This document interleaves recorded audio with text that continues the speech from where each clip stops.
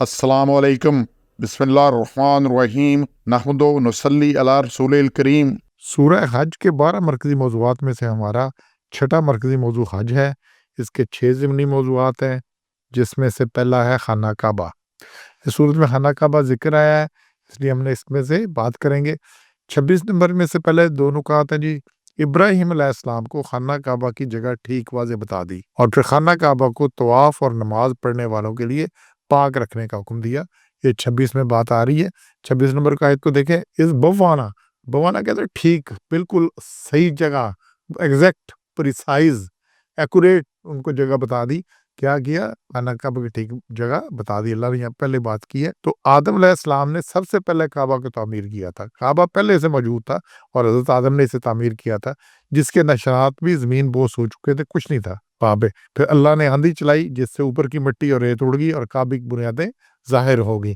इन्हीं बुनियादों पर इब्राहीम अलैहिस्सलाम और इस्माइल अलैहिस्सलाम ने काबे की तामीर शुरू की। आगे भी इसका ज़िक्र है कि बैतुल अतीक अल्लाह ने कहा कि पुराना घर जिसका पहले से यहाँ था, तो ये अल्लाह ने कहा ठीक बता दी, जिससे उन्होंने उस पे तामीर की। इसके बाद दूसरा इसी में नुक्ता आ रहा है, और इसको ना शरीक करना किसी के साथ, और मेरा घर पाक रखना तवाफ करने वालों के लिए और क़याम करने वालों और रुकू करने वालों और सजदा करने वालों के लिए। तो 4 बातों का ज़िक्र आ रहा है। सबसे पहले शिर्क की बात आ रही है कि नफ़ी एक चीज़ की आ रही है कि नहीं करना। दूसरी जो पॉजिटिव आ रही है कि तवाफ, क़याम, रुकू और सजदा। अब यहाँ ये याद रख लें कि रुकू, सजदा, क़याम आप दुनिया में किसी जगह भी कर सकते हैं, अपने घर में भी कर सकते हैं। तवाफ किसी और जगह नहीं कर सकते। लिहाज़ा जब भी हज पे, उम्रा पे कभी भी मौका जाने का मौका जितना मौका मिले, जितना वक़्त मिले, तवाफ पे लगाएँ।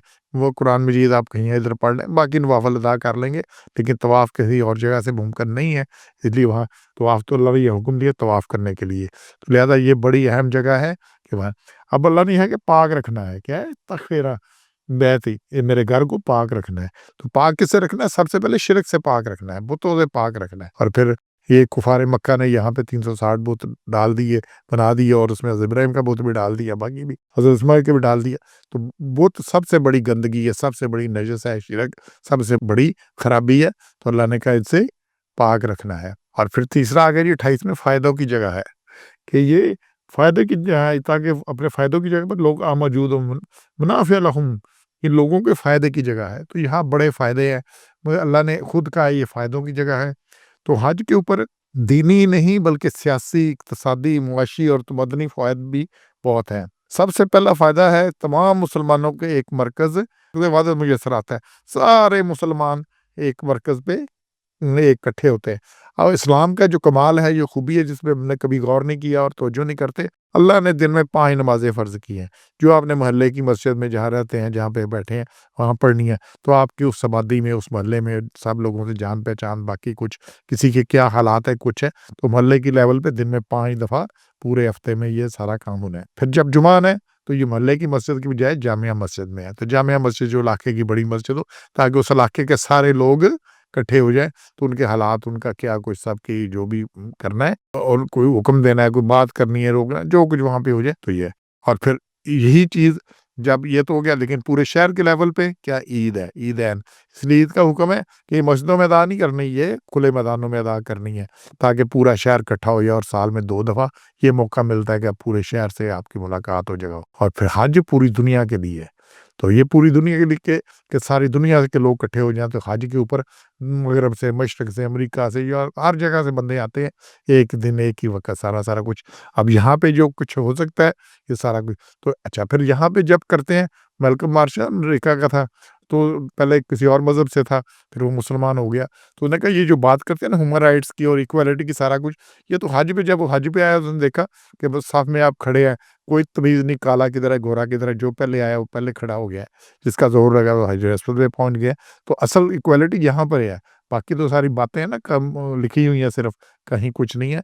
तो यहाँ पे पढ़े उसको, मैल्कम मार्शल को, उसके बड़ा उसने क्लियर लिखा है कि यहाँ पे पता लगा कि इंसान को बराबर किसने किया, और इंसान अल्लाह दिन में 5 दफ़ा हर जगह, हर मस्जिद में सबको बराबर करता है, किसी काले को, किसी गोरे पर, किसी को जो पहले आ गए वो पहले ही साथ में जो कुछ है। तो ये बहुत बड़ा फ़ायदा है। फिर कुरैश मक्का को बैतुल्लाह के मुतवल्ली होने की वजह से अरब में इम्तियाज़ी मकाम हासिल था।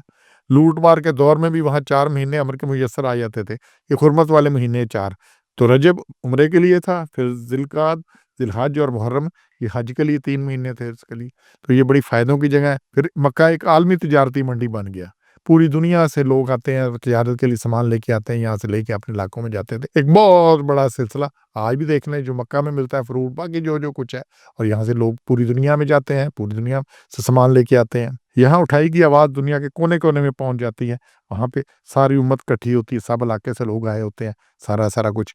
اور خلفائے راشدین کے زمانے میں باقی بھی جو بات کرنی ہوتی تھی پورے امت کے لیے، سب کے لیے، تو خلیفہ حضرت عثمان نے جب ان پہ لگا کہ جی انہوں نے جو ان کے گورنر ہیں وہ خرابی کر رہے ہیں، تو انہوں نے سب گورنروں کو حج پہ بلا لیا، اور حج پہ علاقوں سے لوگ بھی آئے، تو پھر پوچھا ان سے کہ بھی کیا مسئلہ ہے، تو کسی نے کوئی مسئلہ نہیں بتایا۔ کوفے والوں نے کہا شام میں مسئلہ ہے، شام والوں نے کہا جی بصرہ میں مسئلہ ہے، بصرہ میں، مصر میں مسئلہ ہے، اپنا ماورا ٹھیک ہے۔ تو بہر فائدوں کی بڑی جگہ ہے۔ اس کے بعد جی بیت اللہ کا طواف کریں، یہ 29 میں بڑی کلیئر بات آ رہی ہے، اللہ نے حکم دیا ہے، پر جب تک وہ بیت العتیق، عتیق کا تو پرانا گھر، تو پرانے گھر کا، تو یہ پرانا گھر جب حضرت آدم نے بنایا تھا تب سے آ رہا ہے، تو اللہ نے اس کا حکم دیا طواف کرے، تو جیسے ہی موقع ملے طواف کرنے زیادہ۔ سبحان ربک رب العزت عما یصفون وسلام علی المرسلین والحمد للہ رب العالمین۔